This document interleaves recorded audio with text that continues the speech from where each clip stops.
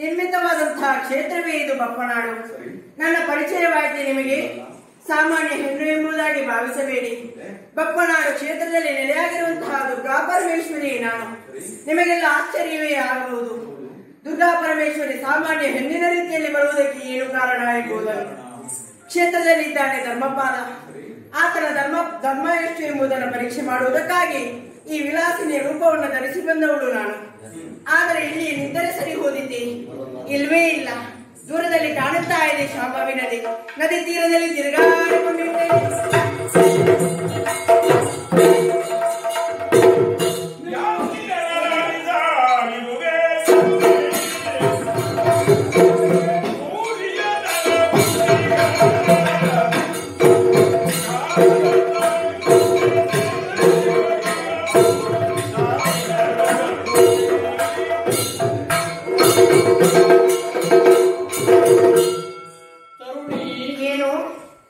ದೂರದಿಂದ ನಿನ್ನ ಇರವನ್ನು ನಾನು ಗಮನಿಸಿದೆ. ಪ್ರಶಾಂತವಾಗಿ ಹರಿಯುತ್ತಿರುವಂತಹ ಈ ಶಾಂಭವಿ ನದಿಯ ತೀರದಲ್ಲಿ ಒಬ್ಬಂಟಿ ಹೆಣ್ಣು ತಿರುಗಾಡುತ್ತಾ ಇದ್ದೀಯಾ? ಸರಿ. ಸುತ್ತಮುತ್ತ ನಾನು ಗಮನಿಸಿದೆ ಎಂದಾದರೆ ಯಾರೂ ಇಲ್ಲ. ಆದರೆ ನಾನು ನನ್ನಷ್ಟಕ್ಕೆ ಯೋಚಿಸಿದೆ, ಏನು ಯಾರಿರಬಹುದಪ್ಪ? ತರುಣಿ, ಏನು? ರವಿಯು ಪಶ್ಚಿಮಾಮುದಿಯಲ್ಲಿ ಅಸ್ತಂಗತ ಆದ ಎಂದಾದರೆ ಕತ್ತಲು ಎನ್ನುವುದು ಆವರಿಸಿಕೊಳ್ಳುತ್ತದೆ, ಬೆಳಕನ್ನು ಇರುವುದಿಲ್ಲ. ಯಾರು ನೀನು? ಇಲ್ಲಿ ಯಾಕೆ ಬಂದೆ? ಹೀಗೆಲ್ಲ ಸುಳಿದಾಡುವುದು ಯಾಕೆ? ನಿನ್ನ ಸವಿವರವನ್ನು ನನ್ನಲ್ಲಿ ಹೇಳ್ತೀಯ ನೀನು? ವೈದ್ಯರಿಯ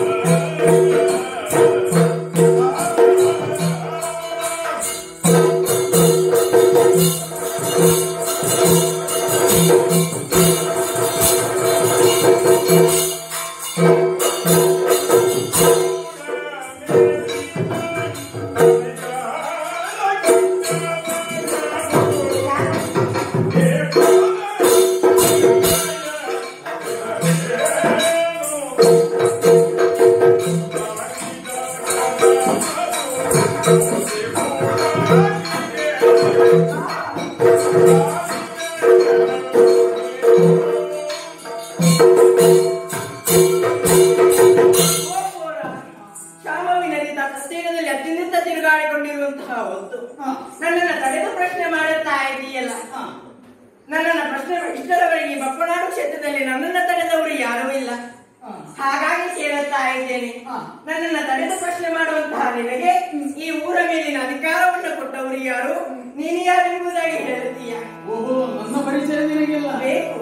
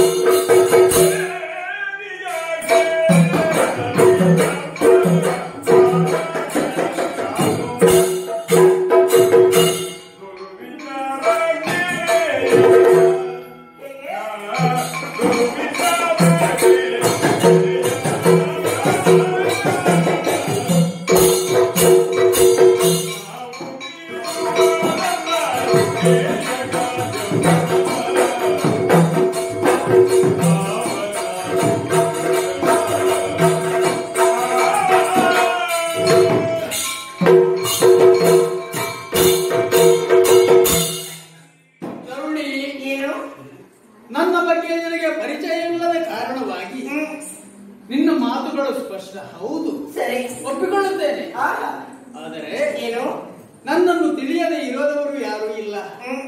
ನನ್ನ ಪರಿಚಯ ಇದ್ದೇ ಇದೆ. ಆದ್ರೆ ನೀನು ಅರಿಯದೇ ಇದ್ದುದು ಬಹಳ ವಿಶೇಷವಾಗಿದೆ. ಸರಿ ಹೆಣ್ಣೆ, ಏನು ಹೀಗೆ ಕೇಳಿದುದರಲ್ಲಿ ಏನು ಸಂಕೋಚ ಪಟ್ಟುಕೊಳ್ಳಬೇಕ. ನೋಡು, ಏನು ಪ್ರಶಾಂತವಾಗಿ ಹರಿಯುತ್ತಾ ಇದ್ದಾಳೆ ಶಾಂಭವಿ. ಸರಿ ಸರಿ ಸಾಮಾನ್ಯವಾದ ಕ್ಷೇತ್ರವಲ್ಲ ಇದು. ಇದಕ್ಕೆ ಏನ್ ಹೇಳ್ತಿದ್ದಾರೆ ಗೊತ್ತೇ? ಏನದು? ಬಪ್ಪನಾಡು ಎನ್ನುವಂತಹ ಕ್ಷೇತ್ರ.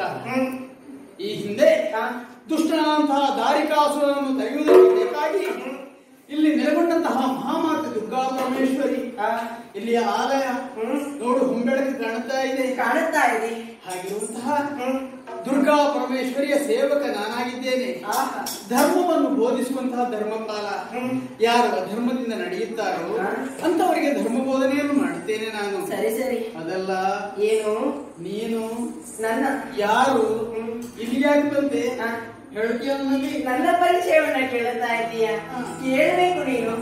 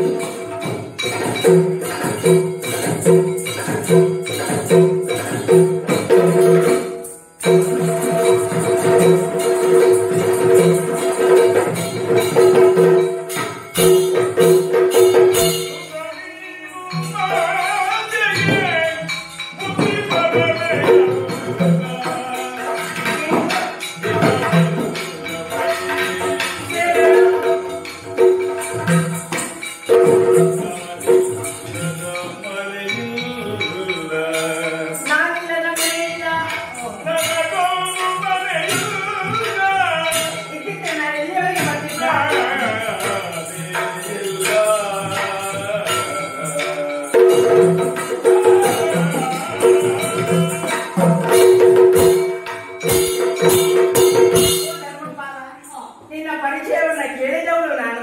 ಸರಿಯಾದ ಉತ್ತರವನ್ನ ನನಗೆ ನೀಡಿದ್ದೀಯ.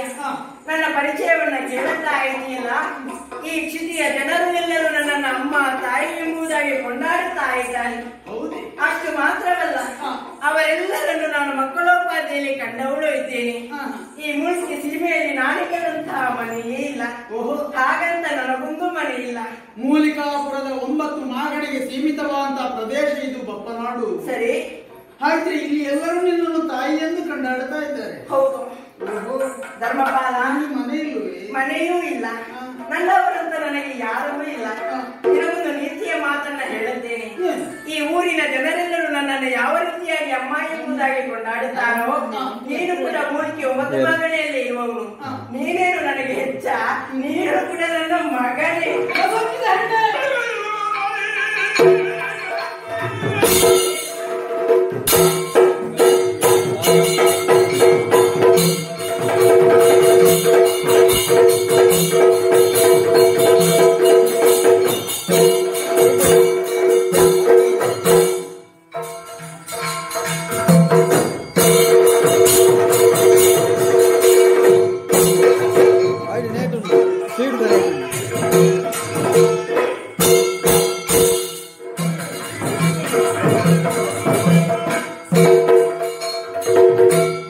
ಅಹಂಕಾರದ ದರ್ಪದ ನುಡಿಗಳನ್ನು ಆಡುತ್ತಿರುವಂತಹ ತರುಣಿ ನೀನು ಹೆಣ್ಣಲ್ಲ. ಮತ್ತೇನು? ಸತ್ಯ ಹೇಳ್ತೇನೆ, ನೀನು ಹೆಣ್ಣಲ್ಲ. ಮತ್ತೇನು ಮಾರೇ? ನಾನು ಗೊತ್ತಾಯ್ತು. ಏನದು? ನೀನೊಬ್ಬಳು ಹೆಮ್ಮಾರಿ. ನೀನು ಅಂತಹ ಸೊಕ್ಕಿನ ನುಡಿಗಳು ನಿನ್ನದು. ಹಾಗಿದ್ರೆ ಏನು ಮಾಡೋಣ? ಏನು? ತಪ್ಪಿತಸ್ಥರಿಗೆ ತಪ್ಪದಂತಹ ಶಿಕ್ಷೆಯನ್ನು ನೀಡುವುದಕ್ಕೆ ಇರುವವ ಧರ್ಮಪಾಲ. ಸರಿ. ನಿಜವಾಗಿಯೂ ಸತ್ಯಪಾಲ. ಗೊತ್ತಿದ್ದಾನೆ. ಸತ್ಯದ ನಡೆಯಲ್ಲಿ ಇದ್ದವರಿಗೆ ಖಂಡಿತವಾಗಿ ಅದರಂತೆ ನಾವು ನಡೆಯುವ. ಸರಿ ಸರಿ. ಇದು ಸತ್ಯ ಅಲ್ಲ, ಮತ್ತೆ ಇದು ಸುಳ್ಳು.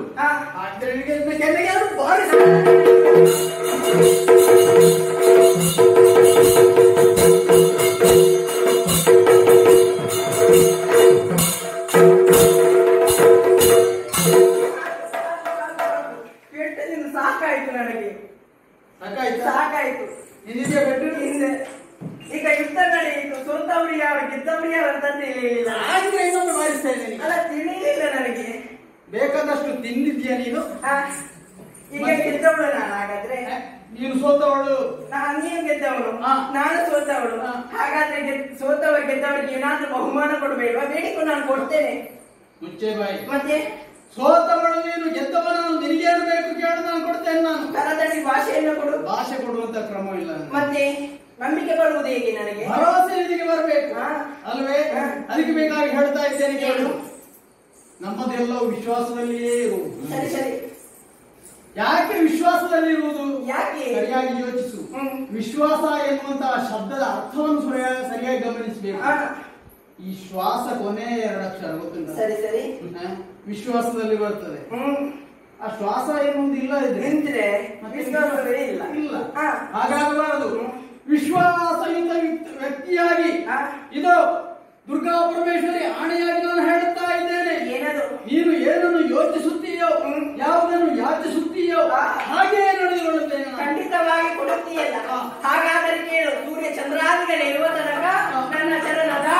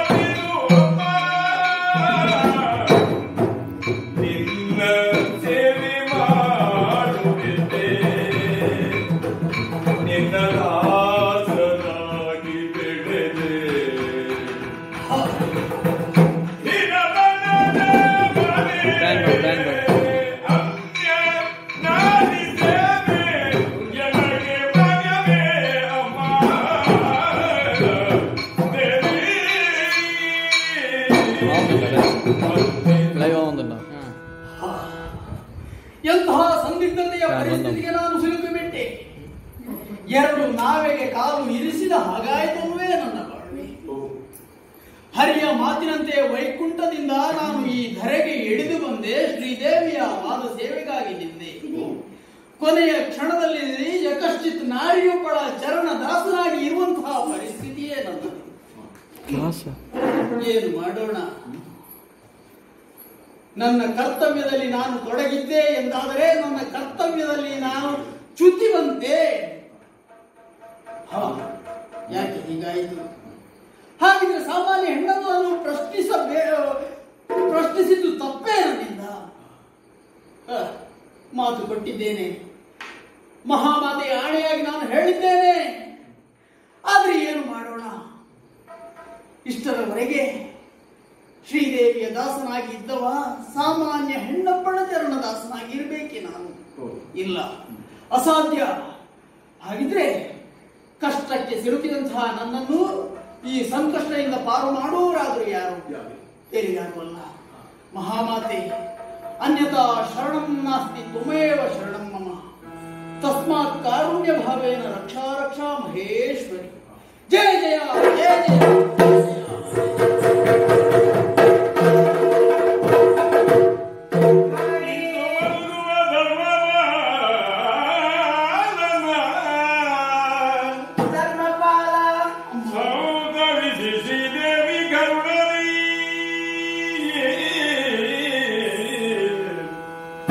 ಅಂತ್ಯವಿಲ್ಲದ ಭಕ್ತ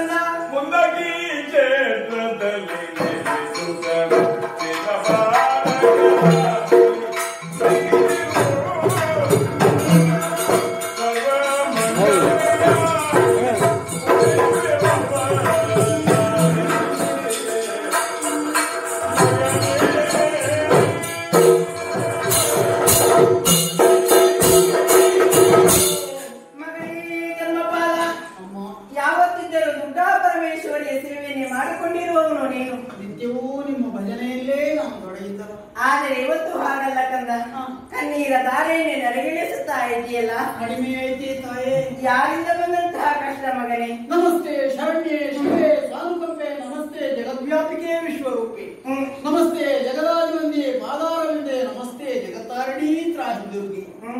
ಅಮ್ಮ ಕಂದ, ಇನ್ನು ಬೇಕಮ್ಮ. ಅಮ್ಮ, ಏನು? ನಾನು ಬಡವ. ಇನ್ನಾದರೂ ಈ ಬಪ್ಪನಾಡಲ್ಲಿ ಒಂದು ಸೇವೆಯನ್ನು ಮಾಡುತ್ತಾ ಅವಕಾಶವನ್ನು ಕಲ್ಪಿಸಿಕೊಳ್ಳ. ನನ್ನ ಸೇವಕನಲ್ವೇ ನೀನು? ಯಾರಿಂದ ಬಂತು ಮಗನೇ ಕಷ್ಟ? ಏನು ಮಾಡೋಣ? ಸಾಮಾನ್ಯ ನಾರಿಯೊಬ್ಬಳು ಶಾಂಭವಿ ನದಿಯ ತೀರದಲ್ಲಿ ಸುಳಿದಾಡುತ್ತಾ ಇದ್ದಳು. ನಾನು ಎಚ್ಚರಿಕೆಯ ಕರಗಂಟೆಯನ್ನು ನಾನು ಬಾರಿಸಿದೆ, ಆದರೆ ಅವಳಿಗೆ ಪಥ್ಯವಾಗಲಿಲ್ಲ. ಕೊನೆ ಕ್ಷಣಕ್ಕೆ ದರ್ಪದ ನುಡಿಗಳನ್ನಾಡಿದ ಕಾರಣವಾಗಿ ಅವಳನ್ನು ನಾನು ಬೈದು ಬಿಟ್ಟೆ. ಅಮ್ಮ, ಏನು ಕೇಳಲಿಲ್ಲ. ಸಂಘರ್ಷ ನಡೆಯಿತು. ಘರ್ಷಣೆಯ ಪ್ರತೀಕವ ಕೊನೆಯ ಕ್ಷಣಕ್ಕೆ ನಡೆದದ್ದು ಏನು ಗೊತ್ತೇ? ಏನು ಬಂದ? ಸೋತಂತ ಅವಳಿಗೆ ನಾನು ಮಾತನ್ನು ಕೊಟ್ಟೆ, ಇನ್ನಾದ್ರೂ ಸರಿದಾರಿಗೆ ಬರಲಿ ಎನ್ನುವ ಹಾಗೆ. ಕೇಳಲಿಲ್ಲ. ನಾನು ಸೋತದ್ದು ಯಾವುದರಲ್ಲಿ ಗೊತ್ತೇ? ಯಾವುದರಲ್ಲಿ? ಹಗ್ಗವಿಲ್ಲದೆ ನನ್ನನ್ನು ಬಂಧಿಸಿ ಬಿಟ್ಟಳು. ಹೇಗೆ ಕಂದ? ಅಮ್ಮ, ಅವಳ ಚರಣ ದಾಸರಾಗಿ ನಾನಿರ್ಬೇಕಂತೆ ನಿನ್ನ ಅಡಿಯಾಗಿ ಹೇಳಿದ್ದೇನೆ ನಾನು. ಮಗನೇ ಧರ್ಮಪಾಲ, ಆಕೆ ಸಾಮಾನ್ಯ ಹೆಣ್ಣು ಎಂಬುದಾಗಿ ಭಾವಿಸಿಕೊಂಡೆಯಾ? ಈ ಬಂಧನದಿಂದ ವಿಮುಕ್ತಿಗೊಳಿಸುವುದಕ್ಕೆ ನೀನೇ ಶಕ್ತಳು ತಾಯಿ. ಆ ವಿಲಾಸಿನಿಯ ರೂಪವನ್ನು ಧರಿಸಿಕೊಂಡವಳು ಈ ದುರ್ಗಾ ಪರಮೇಶ್ವರಿಯ ಮಗನೇ. ನೀನು ಯಾಕಮ್ಮ ಅಂತಹ ಸಾಮಾನ್ಯ ನಾರಿಯ ರೂಪವನ್ನು ಧರಿಸಿ ಬರುವುದಕ್ಕೆ ಬಲವಾದ ಕಾರಣವಿದೆ ಮಗನೇ. ಕ್ಷೇತ್ರದಲ್ಲಿದ್ದಾನೆ ಧರ್ಮಪಾಲ. ಕ್ಷೇತ್ರದ ರಕ್ಷಣೆಯನ್ನು ಹೇಗೆ ಮಾಡುತ್ತಾನೆ ಎಂಬುದನ್ನು ಪರೀಕ್ಷೆ ಮಾಡುವುದಕ್ಕಾಗಿ ಬಂದವಳು ನಾನು. ಇಷ್ಟರವರೆಗೆ ತಪ್ಪಿ ನಡೆದವನಲ್ಲ. ಇಲ್ಲ ಕಂದ. ಸತ್ಯಂ ಮಾತಾ ಪಿತಾ ಜ್ಞಾನಂ ಧರ್ಮೋ ಭ್ರಾತೃ ದಯಾ ಸಖ ಶಾಂತಿ ಪತ್ನಿ ಕ್ಷಮಾ ಪುತ್ರ ಷಡೈತೆ ಮಮವಾಗವಹ ಎಂದು ಧರ್ಮ ಬೋಧನೆಯನ್ನು ಸಾರಿದಂತಹ ಸಜ್ಜನರ ಆ ನಾಲಿಗೆಯ ಮಾತುಗಳು ಸುಳ್ಳಾಗಬಾರದು ಎನ್ನುವ ಹಾಗೆ ಸತ್ಯವಂತನಾಗಿ ಧರ್ಮಪಾಲ ಇಷ್ಟರವರೆಗೆ ಇದ್ದವ. ನಿನ್ನನ್ನು ಅರಿತವಳೇ ನಾನು ಹಾಕಿದ್ದೇನೆ ಮಗನೇ. ನಾನು ಎಲ್ಲಿ ತಪ್ಪಿನ ಪರೀಕ್ಷೆಯನ್ನು ಗೈದವಳು ನಾನು. ಪರೀಕ್ಷೆ ಮಾಡಿದ್ದೀಯ? ಮಾಡಿದ್ದೇನಲ್ಲ.